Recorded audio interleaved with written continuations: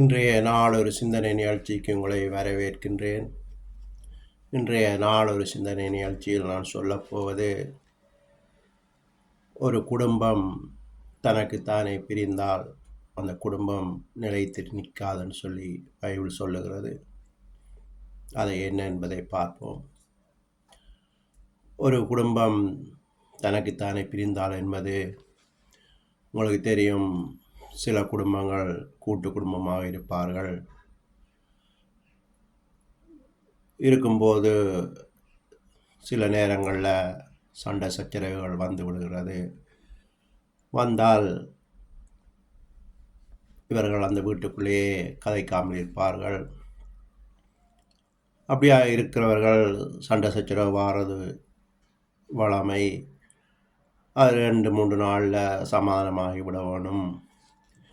இல்லாவிட்டால் இவர்கள் அந்த வீட்டுக்குள்ளேயே கதைத்து பேசாமல் இருப்பார்கள். அப்படியாக இருந்தாலும்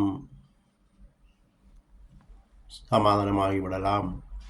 ஆனால் இவர்கள் ஒரு வீட்டுக்குள்ளேயே 2 சமையலை செய்வார்கள்.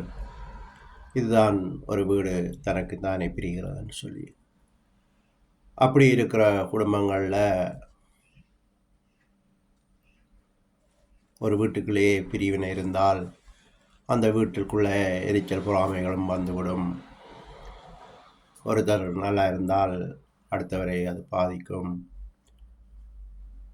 அடுத்தவர் எரிச்சல் பொறாமைப்படுவார்கள்.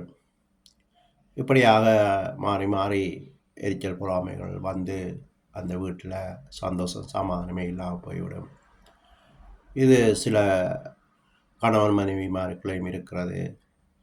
சண்டை பிடித்து தனியாக சமைப்பது, இதெல்லாம் அந்த குடும்பம் நிலைக்காமல் போய்விடுகிறது. அது பைபிளில் இந்த வசனத்தை வாசித்து காட்டிவிட்டு மீதியான காரியங்களை சொல்லுகிறேன். மார்க்கு 3:25 முதல் வாசிக்கிறேன். ஒரு வீடு தனக்குத்தானே விரோதமாய் பிரிந்தால் அந்த வீடு நிலை நிற்கப்படாதே என்று சொல்லி, இது இயேசு கிறிஸ்து அந்த யூத மக்களை பார்த்து சொன்ன வசனம். எனவே தான் சொல்லுகிறேன், ஒரு வீட்டில் இருக்கும்போது அந்த வீட்டில் சந்தோஷம் சமாதானத்தோடு எல்லாரும் இருக்க வேண்டும். அப்படி வாக்குவாதங்கள் சண்டைகள் வருதுன்னு சொன்னால் இவர்கள் அந்த வீட்டை விட்டு தனியாக போய்விட வேண்டும். அங்கு போய் அவர்கள் தனிமையில் வாழும்போது இவர்களுக்குள்ள அந்த சண்டை சச்சரவுகள் இல்லாமல், எரிச்சல் பொறாமைகள் இல்லாமல் இவர்கள் வாழ முடியும். இன்றைக்கும் இதுக்கு மேல் வசனத்தை வாசித்து காட்டிவிட்டு அடுத்ததை சொல்லுகிறேன். அதே வசனத்தில் மேலுக்கு 24, முதல் வாசித்த 25, இது 24. ஒரு ராஜ்யம் தனக்குத்தானே விரோதமாய் பிரிந்தால் அந்த ராஜ்யம் நிலைநிற்கப்படாதே. இது இன்றைக்கு உலகத்தில் நடக்கிற சண்டைகள் எல்லாம் உங்களுக்கு தெரியும்.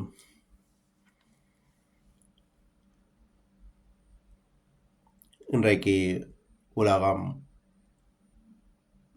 வறுமையிலும் பசி பட்டினியையும் தேடி போய்கொண்டிருக்கிறது. இதற்கு காரணமும் போட்டி பொறாமைகள். என்ற நாடு நான் தான் பெரியவனாக இருக்க வேண்டும், இல்லை நான் தான் பெரியவனாக இருக்க வேண்டும் என்று சொல்லி போட்டி பொறாமையில் இன்றைக்கு யுத்தங்கள் ஆரம்பித்து விட்டது.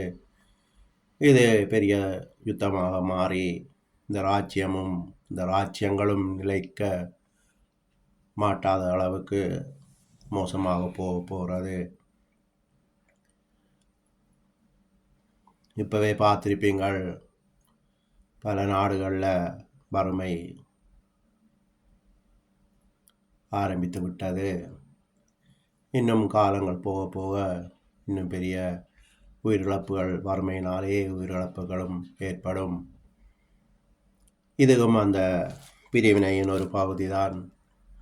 தனக்குத்தானே அந்த ராஜ்யம் பிரிந்தால் அந்த ராஜ்யம் நிலைநிற்கப்படாது என்று சொன்ன மாதிரி இன்றைக்கு ஒற்றுமை இல்லாமல் பிரிவினை, எரிச்சல், பொறாமை, போட்டி, நான் என்ற எண்ணம் இவைகளெல்லாம் வந்து இன்றைக்கு உலகமும் அழிவின் பாதையை நோக்கி போய்கொண்டிருக்கிறது.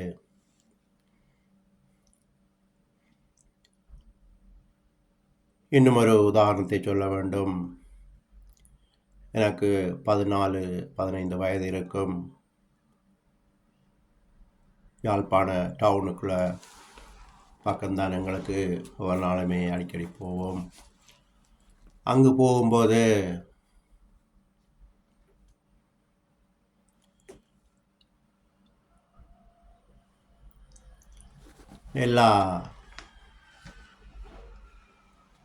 அப்போது யாழ்ப்பாண கோட்டைக்குள்ள ஸ்ரீலங்கா ஆர்மி இருந்தது. அந்த கோட்டையை சுற்றி எல்லா இயக்கங்களும் ஒற்றுமையாக இருந்து எல்லா ரோட்டையும் பிளாக் பண்ணி ஆர்மியை வரவிடாமல் காவல் காத்து கொண்டிருந்தார்கள். அதுவரைக்கும் ஆர்மிக்காரனால் வெளியே வர முடியாமல் இருந்தது. இன்றைக்கு இவர்களெல்லாம் தங்களுக்குத்தானே விரோதமாய் பிரிந்தார்களோ, அன்றைக்கே எல்லாம் தலைகளாக மாறி ஆர்மிக்காரனும் வெளியில் வந்து சனங்களும் பல லட்சம் சனங்கள் இறந்தார்கள்.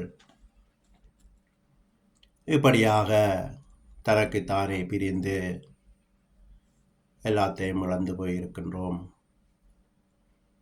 இதுதான் ஒரு வீடு தனக்குத்தானே பிரிந்தால் அந்த வீடு நிலை நீக்கப்படுவதில்லை என்று மத்தேயு 3:25 அந்த வீட்டு காரியம், 24 நாட்டு காரியம் சொல்லுகின்றது என்று சொல்லி